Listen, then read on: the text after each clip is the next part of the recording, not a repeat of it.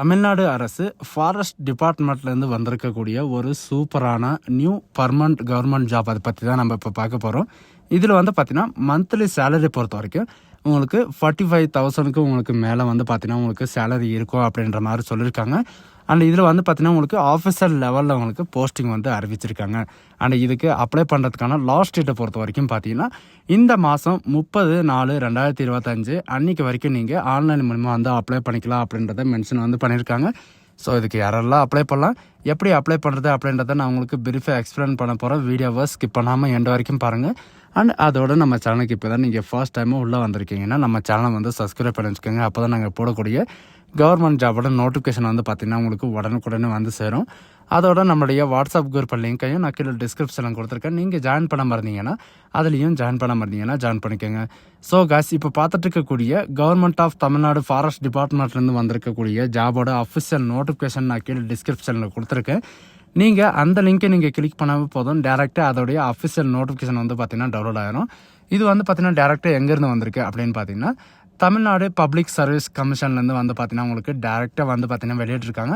இது எதுக்காக அப்படின்னு பார்த்தீங்கன்னா கமாண்ட் சிவில் சர்வீஸ்க்காக, அதாவது வந்து பார்த்தீங்கன்னா ஃபாரஸ்ட்டில் வந்து உங்களுக்கு கமாண்ட் சர்வீஸ்க்காக வந்து பார்த்தீங்கன்னா உங்களுக்கு 1 ஆல்ஃபாக்காக வந்து பார்த்தீங்கன்னா குரூப் 1 ஆல்ஃபா சர்வீஸ்க்காக ரெக்கமெண்ட் பண்ணுறாங்க.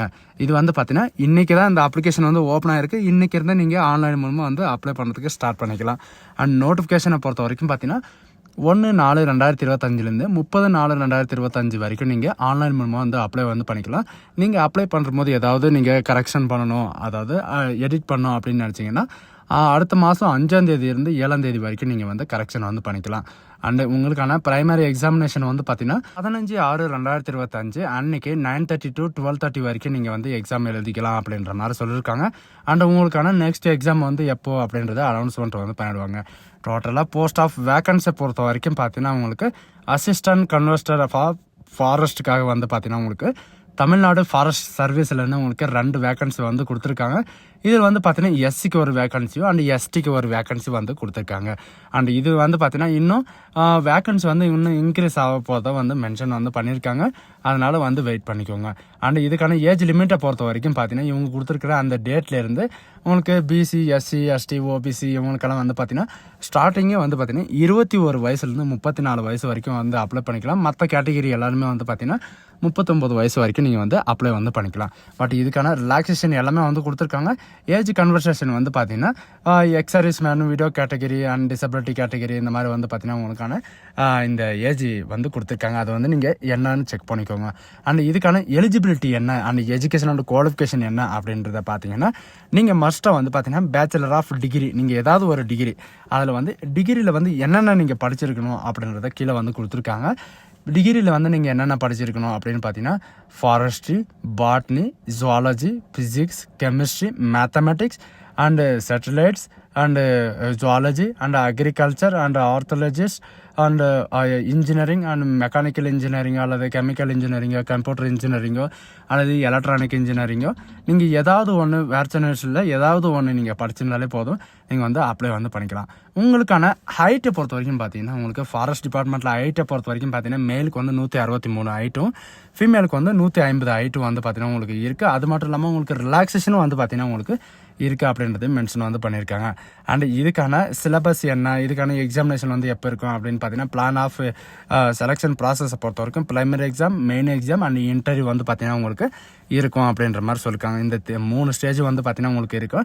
ஃபர்ஸ்ட் ஸ்டேஜில் வந்து என்னென்ன இருக்கும் அப்படின்னு பார்த்தீங்கன்னா ஜென்ரல் ஸ்டடீஸில், அதாவது பிரைமரி எக்ஸாமில் வந்து ஜென்ரல் ஸ்டடீஸில் டிகிரிலேருந்து வந்து பார்த்தீங்கன்னா உங்களுக்கு 175 கொஸ்டின் வந்து வரும். அதில் வந்து பார்த்தீங்கன்னா உங்களுக்கு 300 டோட்டலாக வந்து பார்த்தீங்கன்னா 300 மினிமம் மார்க்கு. ஆப்டிடியூடில் வந்து பார்த்தீங்கன்னா ஆப்டிடியூட் அண்ட் எபிலிட்டியில் வந்து எஸ்எஸ்எல்சியில் வந்து 25 மார்க்கு. டோட்டலாக வந்து 300 மார்க்கான உங்களுக்கு எக்ஸாமினேஷன் இருக்கும். டோட்டலாக கொஸ்டின் வந்து பார்த்தீங்கன்னா 200 கொஸ்டின் வந்து பார்த்தீங்கன்னா உங்களுக்கு இருக்கும்.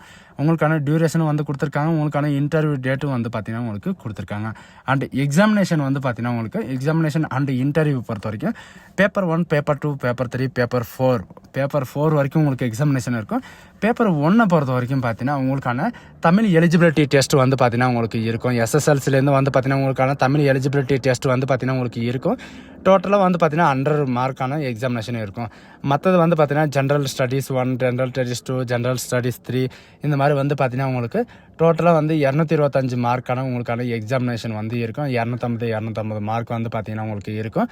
டோட்டலாக வந்து பார்த்தீங்கன்னா இன்க்ளூட் வந்து இன்டர்வியூவோடு சேர்த்து வந்து பார்த்தீங்கன்னா உங்களுக்கு 850 மார்க்கில் நீங்கள் வந்து ஜென்ரல் அதாவது தமிழ் எலிஜிபிலிட்டி டெஸ்ட்டில் 40 இந்த மாதிரி வந்து பார்த்தீங்கன்னா உங்களுக்கு ரிலாக்ஸேஷன் வந்து கொடுத்துருக்காங்க. நீங்கள் எலிஜிபிலிட்டி ஆகிறதுக்கு வந்து பார்த்தீங்கன்னா இவங்க கொடுத்துருக்குற இந்த மார்க் எடுத்தாவே போதும்.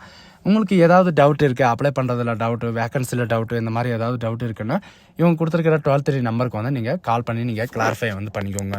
அண்டு இதில் ஆன்லைனில் அப்ளிகேஷன் வந்து எப்படி நீங்கள் அப்ளை பண்ணணும் அப்படின்ற எல்லா டீட்டெயில்ஸும் வந்து பார்த்தீங்கன்னா உங்களுக்கு கொடுத்துருக்காங்க. அண்ட் அதோட வந்து பார்த்தீங்கன்னா மெயினாக வந்து பார்த்தீங்கன்னா எக்ஸாம் சென்டர் வந்து எங்கே இருக்கும் அப்படின்ற எல்லாருக்கும் வந்து பார்த்தீங்கன்னா ஒரு டவுட் வரும். நம்ம தமிழ்நாட்டில் எல்லா டிஸ்ட்ரிக்டில் அதாவது 44 இடத்துல வந்து பார்த்தீங்கன்னா உங்களுக்கான எக்ஸாமினேஷன் சென்டர் வந்து இருக்குது. நீங்கள் வந்து அப்ளை பண்ணுற மாதிரி வந்து பார்த்தீங்கன்னா எக்ஸாம்பிள் வந்து சென்னைக்கு அப்ளை பண்ணுறீங்க அப்படின்னு பார்த்தீங்கன்னா 1010 அப்படின்றத கோடு வந்து கொடுத்துருக்காங்க. இந்த கோடை வந்து நீங்கள் மறக்காமல் அதில் பார்த்து நீங்கள் வந்து அப்ளை வந்து பண்ணுங்கள். அப்படி இல்லைன்னா வந்து பார்த்தீங்கன்னா இந்த நம்பர் வைஸ் தான் உங்களுக்கு வந்து எக்ஸாம் சென்டர் வரும். அதனால் உங்கள் டிஸ்ட்ரிக் என்னவோ அந்த டிஸ்ட்ரிக்கு தகுந்த மாதிரி உங்களுக்கான அந்த எக்ஸாமினேஷன் கோடை வந்து நீங்கள் கரெக்டாக பார்த்துக்கோங்க.